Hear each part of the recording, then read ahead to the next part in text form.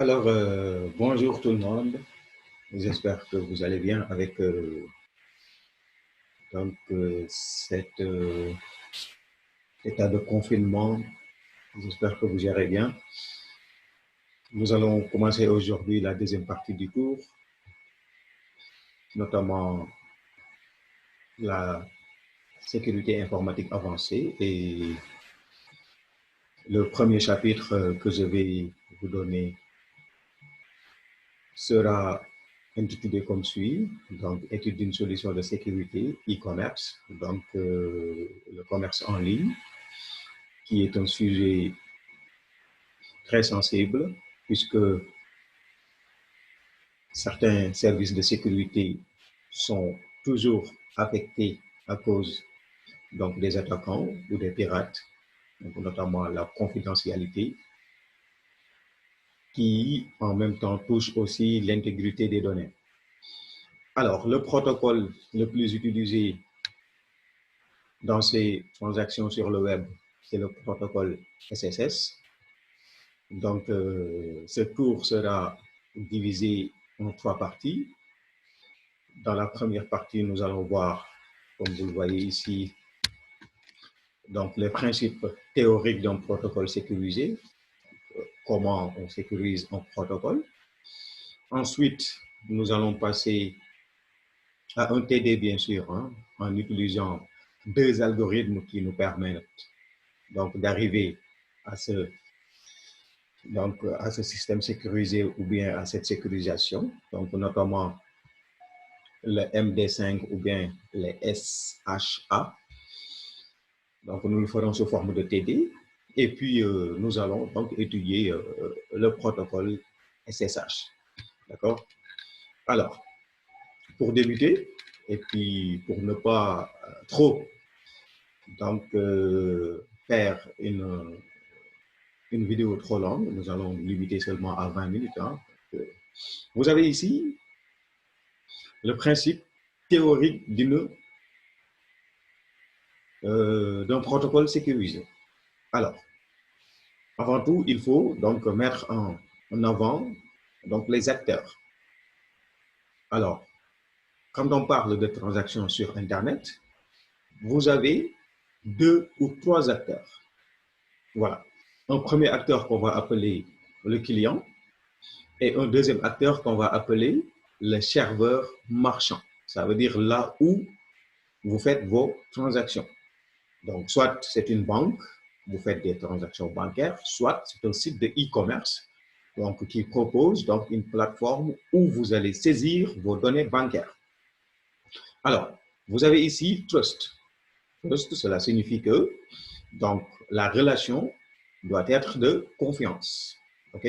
La relation doit être de confiance. Et pourquoi elle doit être de confiance ou bien comment elle le sera, c'est par rapport à un protocole de sécurité qui va faire quoi? Qui va gérer tout simplement, d'où le mot gestion ici, qui va gérer les échanges de données entre ces deux acteurs-là. Dans la suite, nous allons voir un troisième acteur, notamment celui qui va fournir les certificats numériques. Donc, on n'aura pas plus de trois acteurs dans une configuration de transactions sur Internet. Alors, vous avez ici trois types de, de, de protocoles de sécurité. Donc, le SSL, celui qu'on va étudier aujourd'hui, le Secure Socket Layer, ou bien la couche sécurité de IP sur Internet, ou bien IPsec, ou bien le Secure Shell. D'accord? Donc, vous avez en quelque sorte la configuration ici présente. Alors,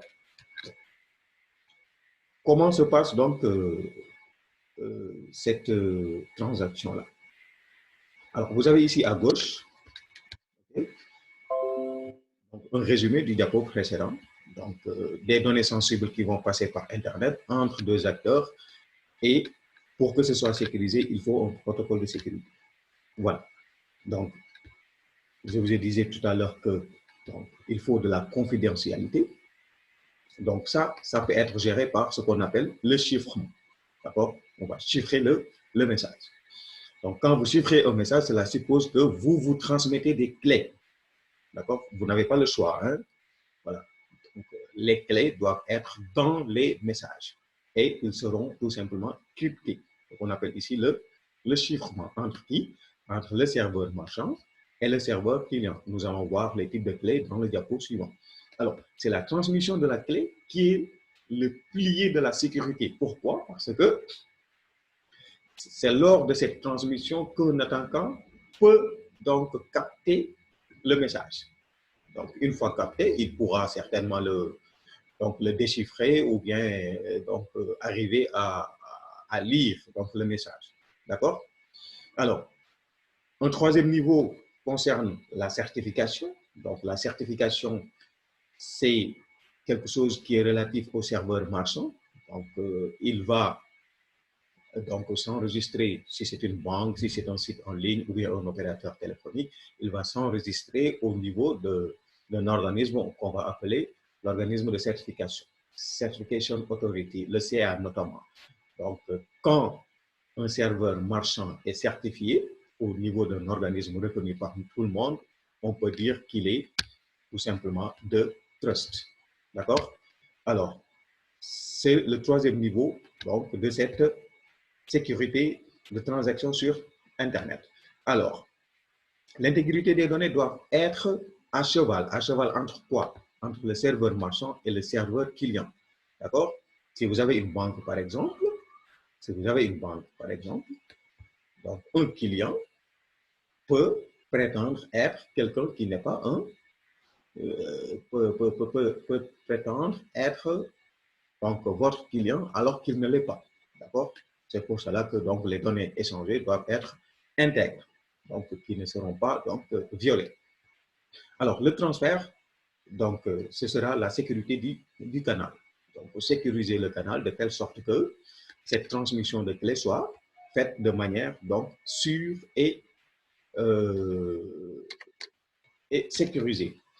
Alors, ça, ce sont les 5 niveaux, d'accord, donc, qui doivent être assurés lorsque vous mettez en œuvre un protocole de sécurité.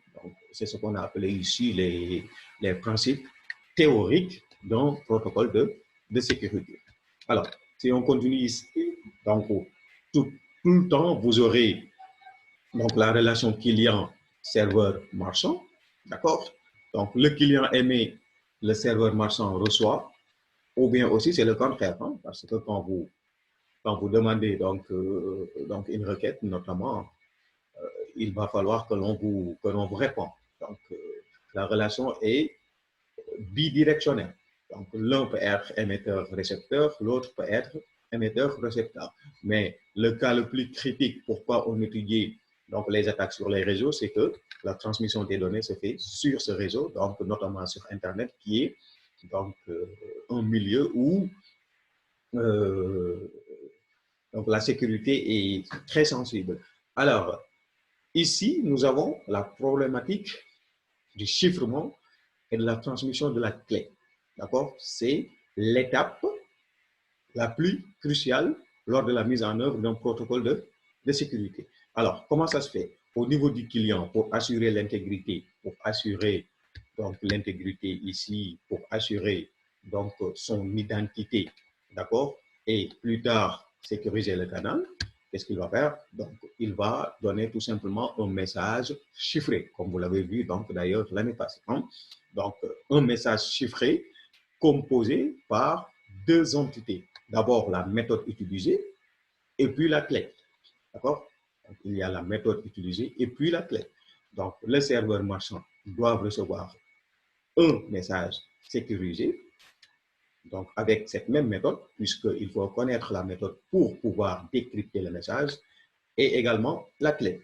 Donc, comme les transactions se passent sur Internet, donc les données sont sous forme de paquets, et puis vous avez l'enquête et la méthode, puis les données donc, qui sont chiffrées. Donc, ceci constitue donc, le chiffrement qu'on va voir tout à l'heure comment ça se fait, et puis la transmission donc, de la clé dans un paquet de données qui donc voyage entre le client et le serveur marchand. Alors, si on continue un peu ici, toujours dans la problématique du chiffrement et de la transmission de la clé. Donc ici, donc, ce sont les algorithmes que vous connaissez, hein, donc les RSA et puis autres. Donc le client ici, le marchand ici, et puis entre eux le réseau.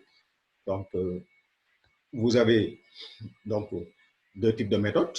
Donc, les méthodes à clé publique et les méthodes à clé privée.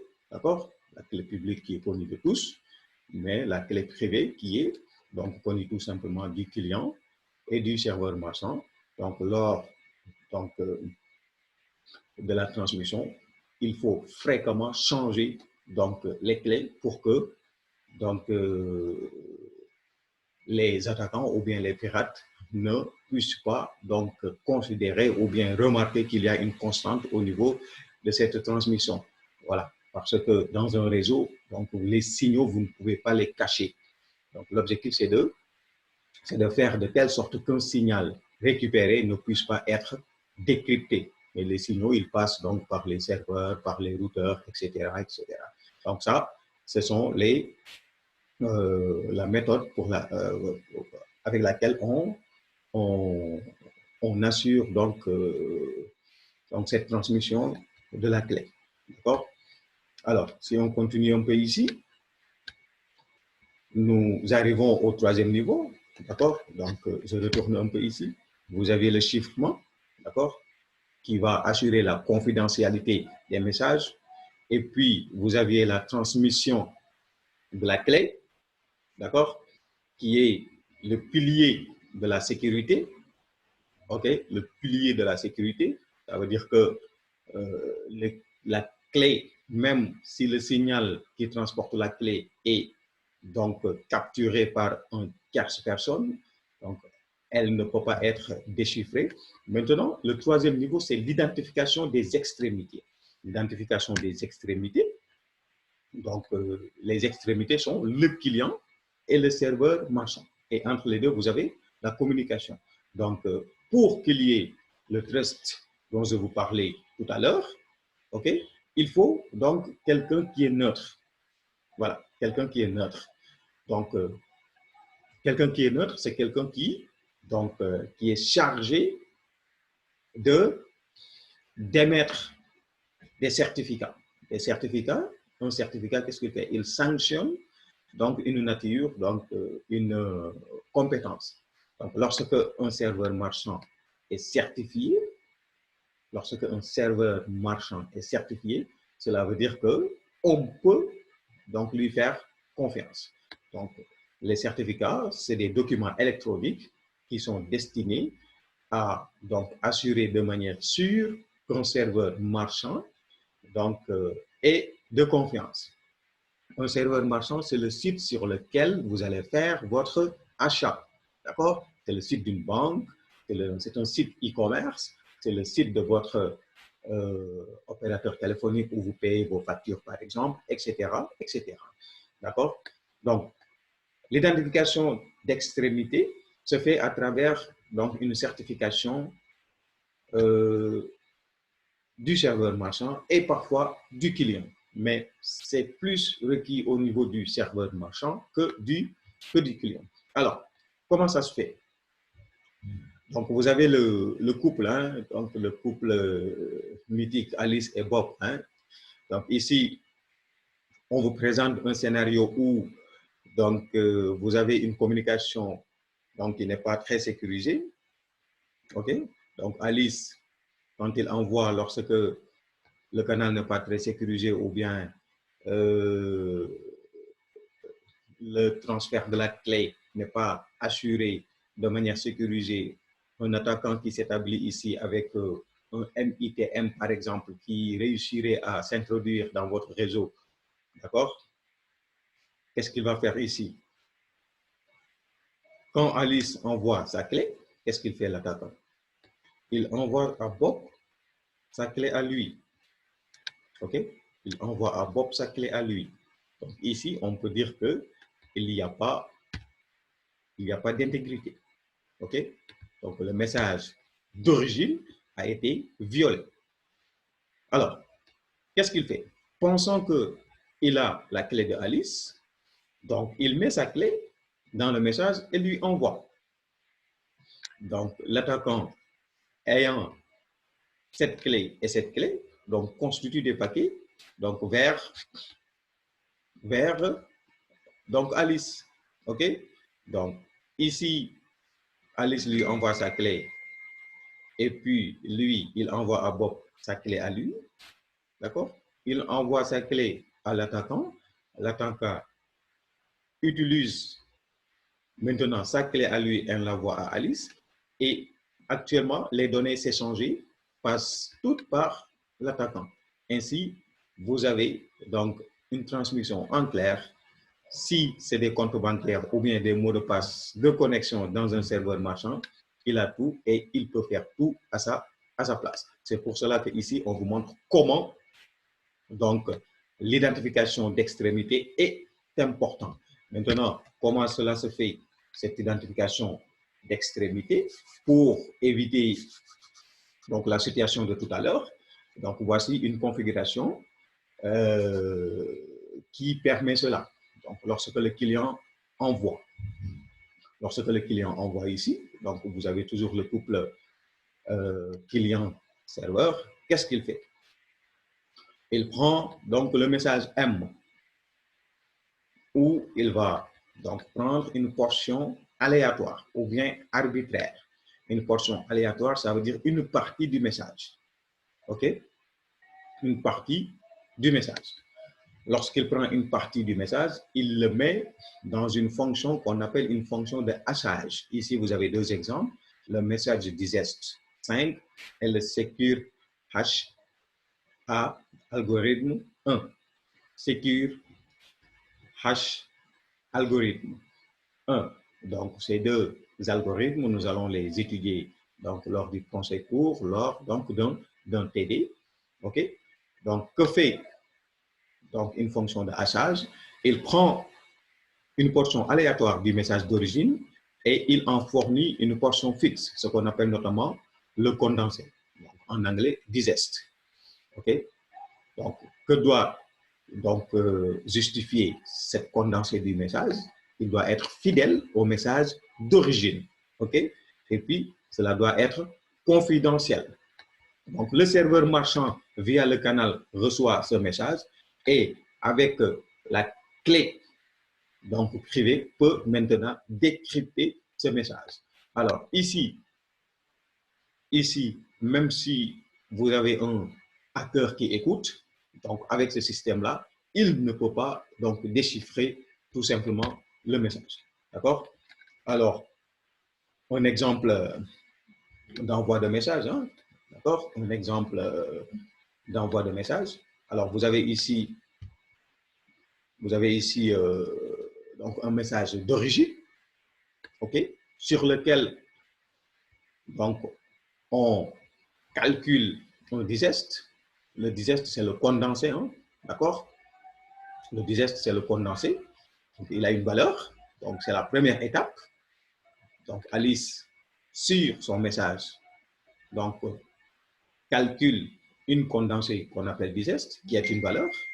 À l'étape 2, donc, il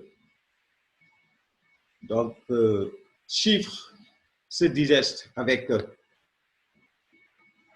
donc, sa clé privée et il le signe. D'accord? Il le signe, cela veut dire que il produit un bloc de données composé par ce message, d'accord? Ou bien sa condensée, composé par son certificat et puis sa signature. La signature ici, elle est électronique, hein? D'accord? C'est après cette étape qu'on envoie le message maintenant crypté. D'accord? Un message crypté. D'accord? Maintenant ici, le cryptage se fait avec donc une session aléatoire, une clé aléatoire qui concerne seulement la session. On avait dit tout à l'heure qu'il fallait songer à chaque fois. Donc, la session a une clé et cette clé est détruite automatiquement après donc, la communication. Alors, il met la clé publique de Bob, donc un deuxième niveau de cryptage, et puis il produit ce message-là. D'accord?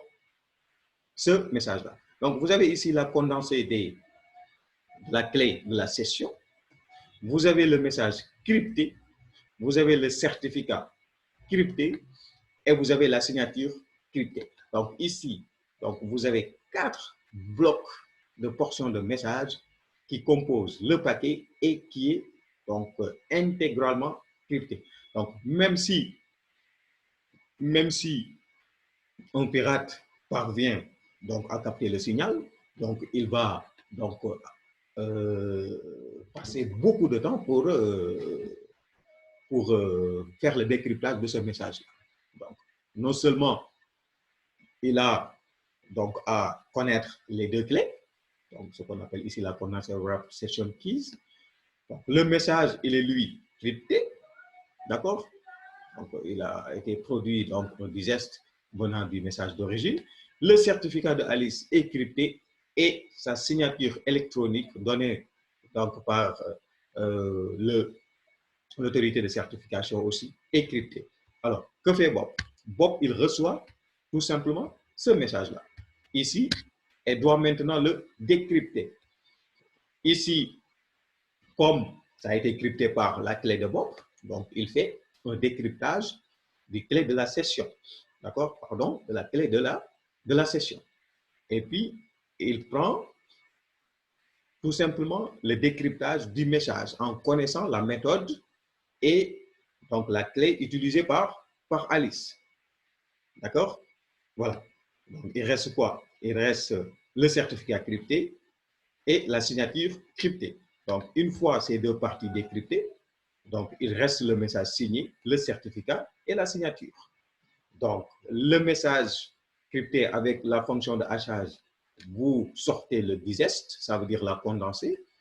Et puis, comme il y a donc une tierce personne qu'on appelle l'autorité de certification qui produit les certificats, nous allons vérifier au niveau donc, de cette autorité, est-ce que donc, cette personne, le certificat qu'il a émis est conforme au certificat donc, dont il prétend être le propriétaire. Et puis, une fois c'est fait, donc, vous aurez donc, la clé publique de Alice. Et puis, et là, ça vous permet de, ces trois choses vous permettent de vérifier la signature ici qui va donc coïncider avec donc l'obtention du message envoyé par Alice. Donc ici, vous avez deux choses. Vous avez ici l'envoi, d'accord, où Alice produit un bloc de données avec donc l'ensemble de ces cryptages et il reçoit ici, Bob bien sûr, ce bloc de données dont il fait un décryptage successif et une vérification de certificats et de signatures. D'accord? Alors, vous avez ici donc la suite. Donc, tout ceci se passe au niveau du canal de communication, donc qui doit être interactive et qui doit avoir une certaine négociation. Donc, ce sont les dialogues qu'on va voir tout à l'heure.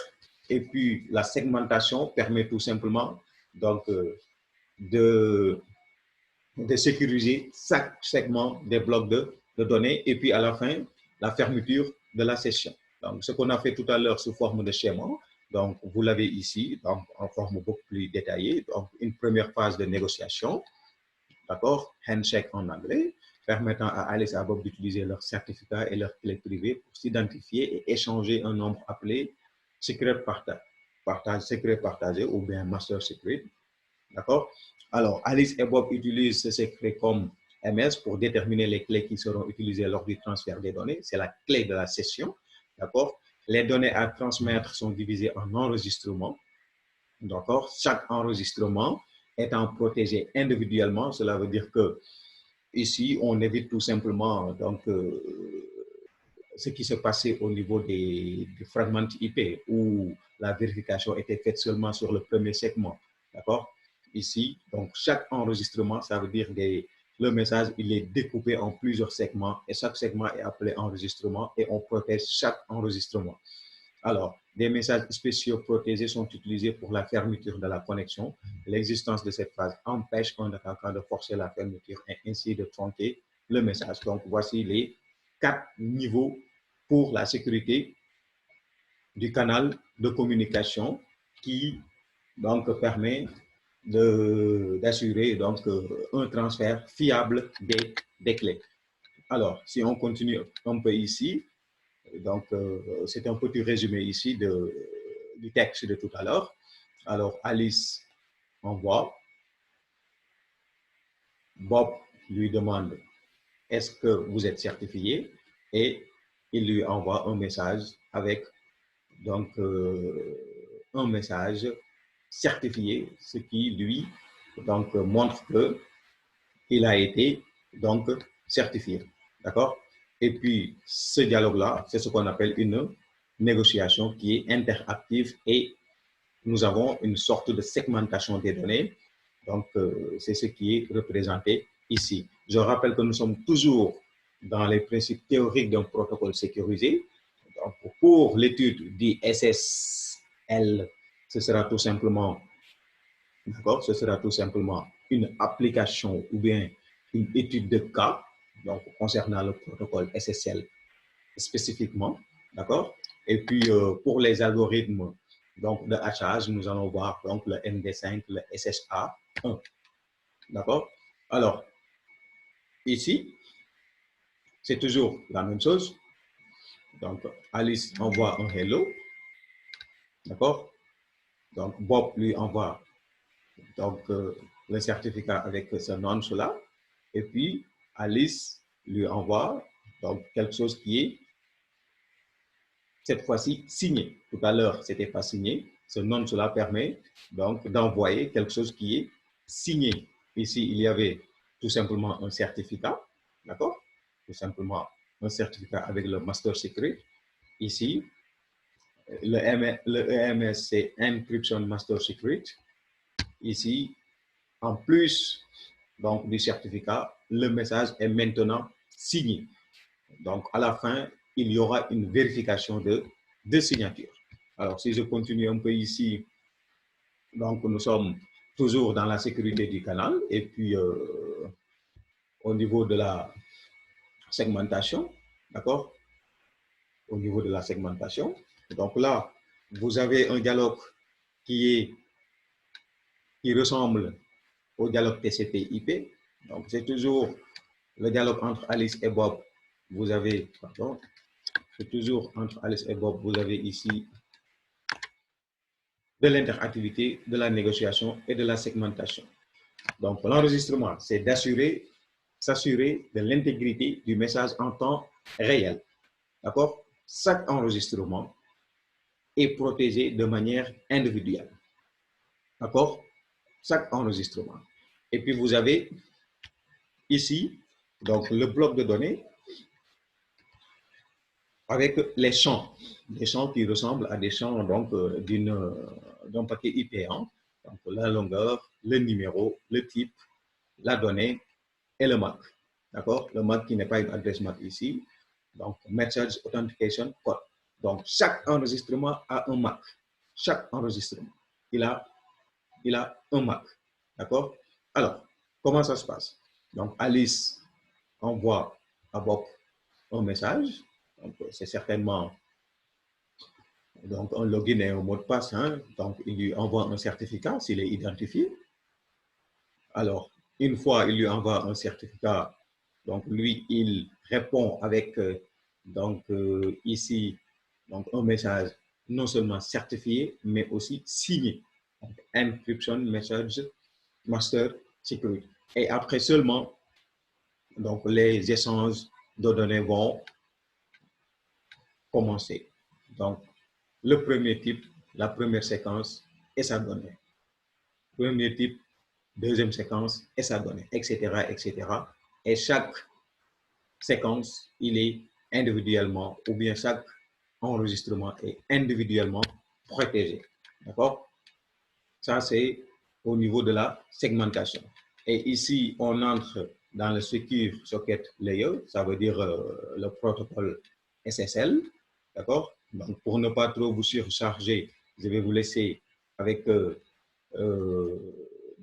cette partie qu'on a faite. Alors, je fais un petit résumé. D'accord? Ici, vous avez la configuration, hein, donc l'environnement de dialogue. Donc, les acteurs qui interviennent dans une communication sur Internet et qui fait intervenir des données sensibles. Hein. Ça doit être géré par un protocole de sécurité. Cela doit faire intervenir une relation de confiance. Et puis, le protocole de sécurité sert à gérer tout simplement les échanges de données entre un client et un serveur marchand qui n'est rien d'autre que quelqu'un qui propose des services sur Internet. Voilà. Donc, on doit assurer 5 choses: le chiffrement du message dans toute sa dimension, la transmission de la clé, qui est le pilier tout simplement de la communication, l'identification des deux extrémités, d'accord, l'intégrité donc du message et puis la sécurité du canal, d'accord.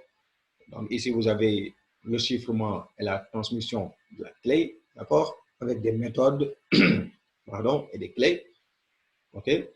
Ici vous avez donc avec un algorithme symétrique et asymétrique, donc la clé publique et puis la clé privée, d'accord. Ici vous avez donc un petit exemple où donc la sécurité, l'identification des extrémités n'était pas assurée, d'accord, avec un attaquant qui est donc au milieu. Ici vous avez un exemple où donc la sécurité du canal a été assurée, d'accord, avec un message qui est intègre ici, un message intègre parce que donc l'ensemble des portions de messages ont été cryptées donc à l'aide de fonctions de hachage, d'accord. Ici vous avez un exemple donc d'un envoi. Vous avez ici les 4 niveaux donc de cryptage ici, donc le message, donc le certificat, la signature et les clés. Ici c'est la réception, d'accord, c'est la réception où donc le serveur marchand ou donc le client donc doivent faire de telle sorte à décrypter chaque partie du message avant donc de pouvoir avoir les données en clair. Donc ici vous avez donc les 4 étapes pour assurer la sécurité de communication d'un canal, d'accord. Les 4 étapes pour la sécurisation d'un canal. Ici vous avez tout simplement donc un dialogue interactif qui se fait donc avec négociation et segmentation ou enregistrement, d'accord. Et puis c'est à un niveau de sécurité un peu faible, avec seulement un certificat, d'accord, avec seulement un certificat, et ici avec un certificat donc crypté, d'accord. Même les certificats on les crypte, d'accord. Donc là vous avez donc la notion d'enregistrement. Ça veut dire que le message il est segmenté en plusieurs enregistrements et chaque enregistrement étant sécurisé de manière individuelle. Et puis je vais m'arrêter là pour aujourd'hui. Donc en attendant le mardi prochain, donc je vais faire un autre cours sur le MD5 et le SHA1, donc sous forme de TD1. Alors et puis après, je vais donc entrer dans le protocole de sécurité SSL, le protocole le plus utilisé au niveau des transactions sur Internet. D'accord? Donc, je vous remercie de votre attention et très bon confinement à tous.